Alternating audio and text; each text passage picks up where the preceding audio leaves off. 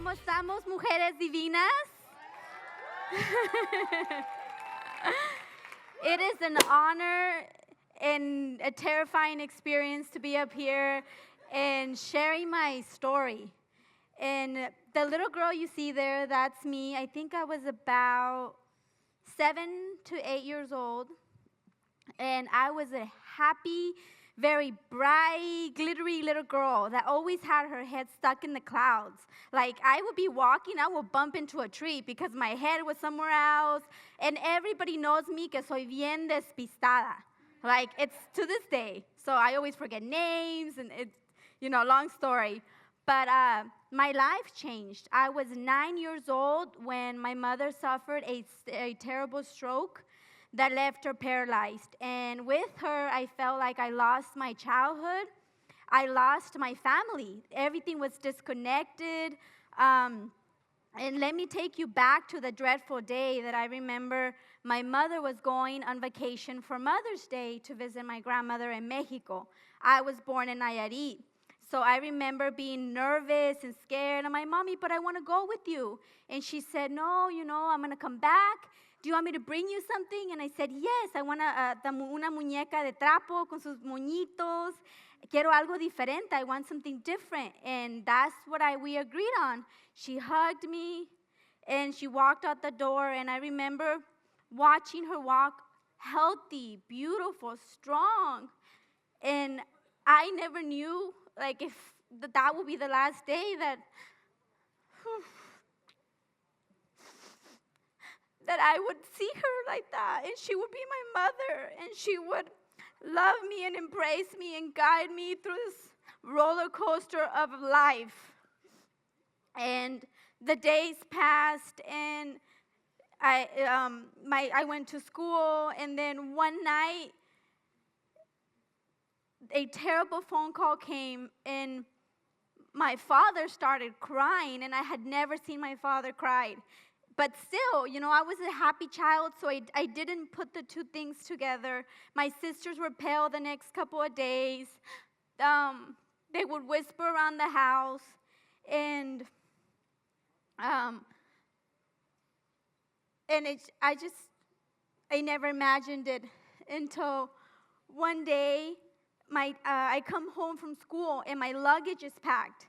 And my father was telling me, we're going to go visit your mom in Mexico. I'm going to take you with me. And I was like, oh, my God, yes, let's go. And we walk out the door, and I'm hopping and singing on the way to the airport. And the whole plane ride, I was like, I'm going to get my muñeca de trapo. I'm going to see my grandmother I haven't seen in so many years. I'm going to see my mom. That's oh, my God. I don't even remember if it was a month or two that she was gone. But I was just, the whole time, what kept me alive is the vision of seeing her again. The vision when we used to go to the store and get chetos, and I used to sleep with her, and she was my world. And she raised me. I have 6 older sisters, so I'm the baby. So I was spoiled and sheltered, and everybody did everything for me. And that was the biggest mistake, because I was not prepared for what was to come. And the whole plane ride, my father didn't say one word to me. He was super gone, and I didn't care. I was just oh, I'm going to get off. I'm going to, see my mom. So we get to this little town, and I remember it's almost like if the sky and everything in the universe knew what was coming. It was a cloudy day. Everybody just looked so miserable in the streets, and I was kind of timid walking to the house.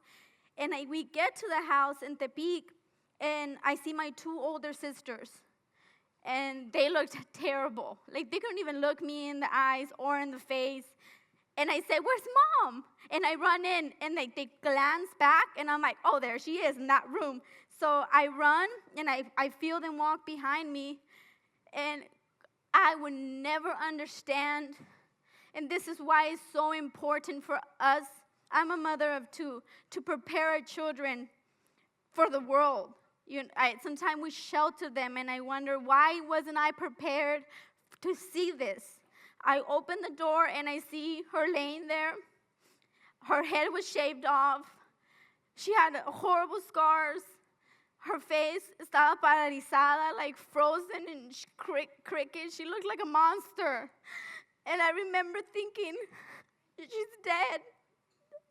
The mother that I knew, that I saw walk away, would never be able to hug me again. She looked gone, her eyes, and I ran out. And long story short, I wanted nothing to do with my mother. And she was very mentally unstable, and she would cry and yell for many years. And I became a traveling luggage. I was with my grandmother, to my aunt, to my sister, and no one wanted to take care of me because I was angry. I was rebellious. I hated the world. I hated life. I hated God because I was like, that was me. I was so happy. All my dreams went out the door, and no one understood what I wanted was love. And going back, I understand that everybody was overwhelmed, that the whole family suffered a tragedy. But I was 9 years old.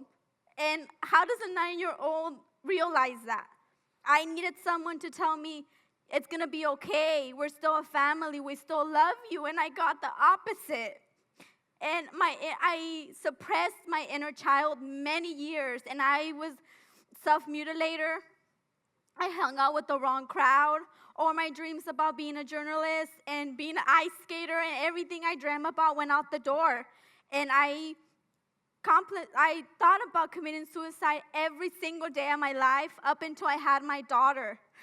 Until I had her, I realized that, yes, I had love and then it was gone, but life had given it to me again. And all the times that I wished that my mother would hold me and kiss me and tell me I was loved, I was going to do that now to this child. And I was 16 years old, and I was terrified because I didn't have a mother growing up. And I had suppressed all of the emotions. And when people would ask me, I would say, my mother died. Because just a simple fact of seeing my mother in the wheelchair that she is, it tormented me. Because I wanted her to get up and just say, baby, I'm here. I'm going to help you with your children. And I'm going to guide you for this roller coaster that is life. And I'm here. But no, I had to learn to change my mom's diapers and shower her and be there for her because she gave everything for me and my 7 sisters. So with the help of my children, I learned to heal that inner peace in me that was so broken, and I think it's going to be a life journey. Because there are days when I always will need my mother, and I know she's alive, and I love her. But that essence, it will never come back. And it's just like, love your parents. You never know when they're taken from you. Educate your children for life. Guide them. Don't hide things from them. Trust that they are going to be able to understand every single situation that they're encounter, but with your help and your guidance. And I forgive my family because I know now all the pain that they went through. My older sister, I think, was 23 when my mother suffered her terrible stroke. So she herself was young and thinking about getting married and everything. And to this day, they haven't healed. Because coming to this conference, I've been interviewing them, and they cry, and they suffer, and they can't look at pictures of mother before she was sick. So I encourage you all, whatever happened in your past, that inner child is in you. It might be crying, it might be healed. I learn now with my kids to put on onesies and relive that moments that were taken from me. I love to play with Barbies because I wanted to dress up as Little Mermaid when I was little. And when my mother got sick, I didn't have the chance. I don't have one happy moment from 9 to my teenage years that was good. I just remember sitting in any room wanting death, thinking, oh, if I walked on the street, I want to kill myself. But no, that's not the correct way. Oh, I'm going to do this. Or I'm just not going to do nothing. I don't want nothing from my life. I don't want to go to school. I'm just going to stay here, and whatever happens to my life, so be it. I have nothing to live for. And then I have my beautiful Alexa that's 11 years old now. And she gave me life.